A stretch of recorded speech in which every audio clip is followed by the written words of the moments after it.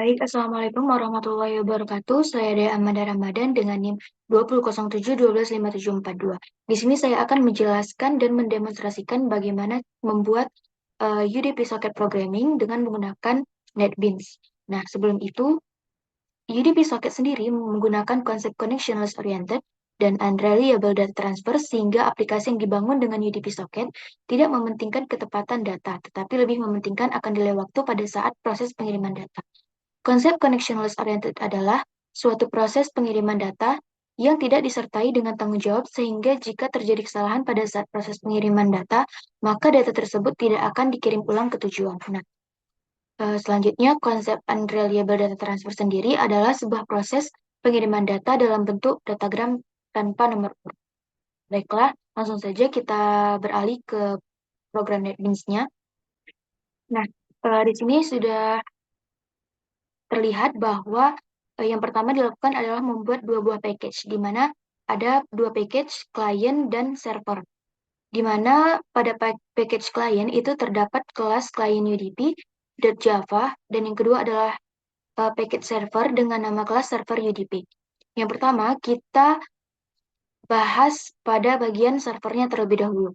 Nah, di sini yang pertama kita lakukan adalah mengimport library yang akan kita gunakan.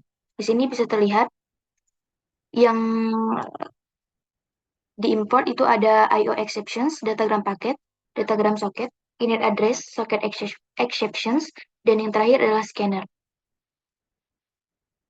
Nah, selanjutnya di sini ada kelas utamanya, public static void main, dan di bawahnya itu ada scanner, di mana scanner ini berfungsi untuk memindai string dan juga input dari user.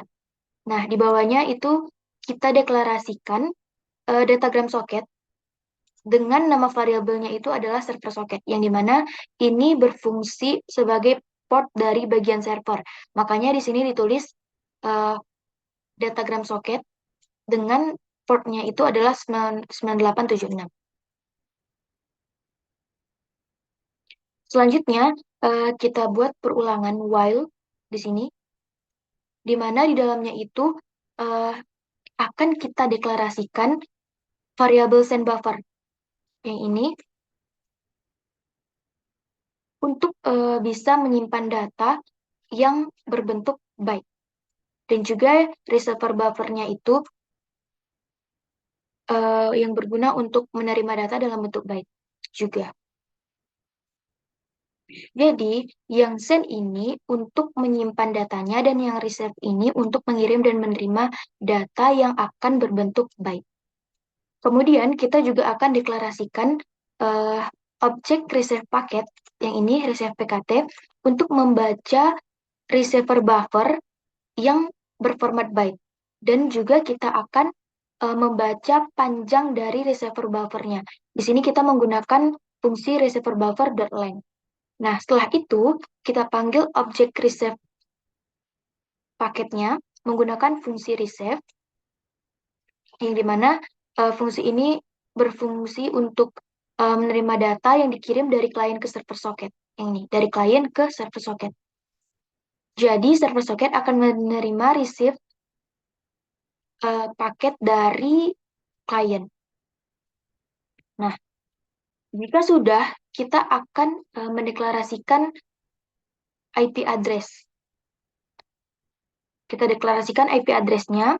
Jadi kita akan mengambil IP address dari klien menggunakan get init address ini. Kita juga akan mengambil nomor portnya itu menggunakan fungsi port no ini. Jadi data yang dikirim dari klien yang receive paket itu pasti ada IP address-nya. Makanya kita pakai fungsi get address yang ini.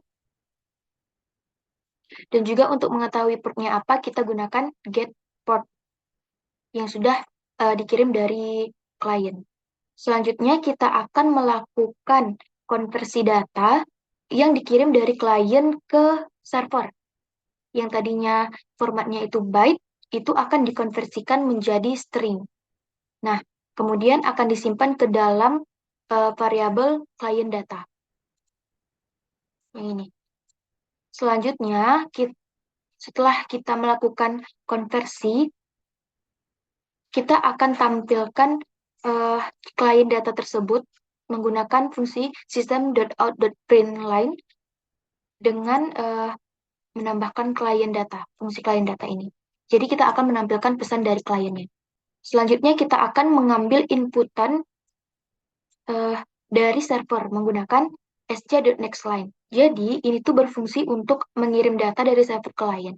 Nah, jadi pas kita tulis nanti pesannya apa, maka yang akan menerima terlebih dahulu itu adalah server datanya. Nanti akan disimpan ke dalam server data ini dan data tersebut akan disimpan dalam bentuk byte. Selanjutnya, kita tambahkan datagram paket yang ini dengan variabelnya adalah send paket. Yang dimana send paket ini untuk membuat objek dengan parameter send buffer dan juga kita akan membaca panjang dari send buffer tersebut menggunakan fungsi send buffer.length. Kemudian kita juga disertai dengan IP-nya dan port number dari servernya. Selanjutnya, kita akan mengirim data dari server tersebut. Kita pakai fungsi send. Nah, apa yang akan dikirim itu, adalah data send paket dari server socket. Selanjutnya, untuk mengakhiri prosesnya, kita akan menambahkan percabangan if. Jika server dan klien menuliskan kata bye, maka proses akan berhenti. Dan selanjutnya kita akan menutup server socket dengan menggunakan fungsi server socket.close. Nah, itu merupakan bagian server. Selanjutnya kita beralih ke bagian kliennya. Sama seperti server tadi, yang pertama-tama yang kita lakukan adalah mengimport library-nya. Library-nya itu sama seperti yang di server. Selanjutnya ada kelas utamanya juga, public static main socket exception, IO exceptions, di mana konsepnya ini hampir sama dengan yang ada pada server UDP. Ada scanner, yaitu untuk memindai string dan juga inputan dari pengguna. Kemudian kita juga mendefinisikan IP address-nya dengan localhost apa. Kemudian menambahkan datagram socket dengan nama variabel client socket. Tapi kali ini karena kita berada pada kelas klien, maka di sini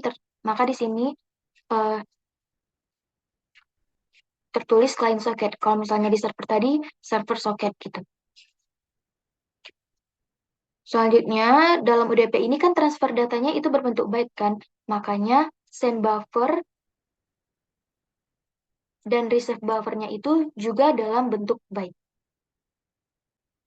Nah, ini sebenarnya sama seperti yang di server, yaitu untuk mengirim data dari klien ke server. Selanjutnya yang ini, datagram paket receive paket ini, untuk mengirim data yang dikirim dari server ke klien. Jadi fungsinya hampir sama antara server dan klien, yang membedakannya itu hanya pada nama variabelnya saja. Ada klien socket atau ada server socket. Nah, lalu kita akan mendemonstrasikan bagaimana pemrograman UDP ini bisa berjalan. Yang pertama kita run terlebih dahulu server UDP-nya.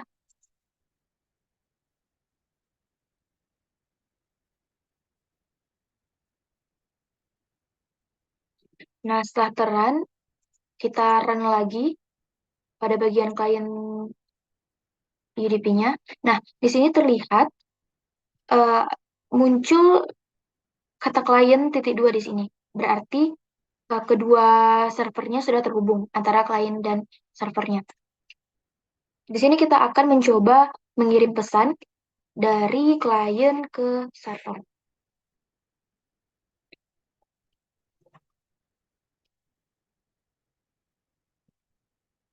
Hai server, apakah ini terbaca?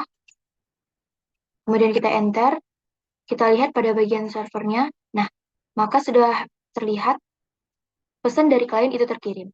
Kemudian kita kembali membalas atau mengirim pesan kepada klien. Hai juga klien, ini sudah terbaca. Kita lihat pada bagian servernya, maka juga sudah terkirim.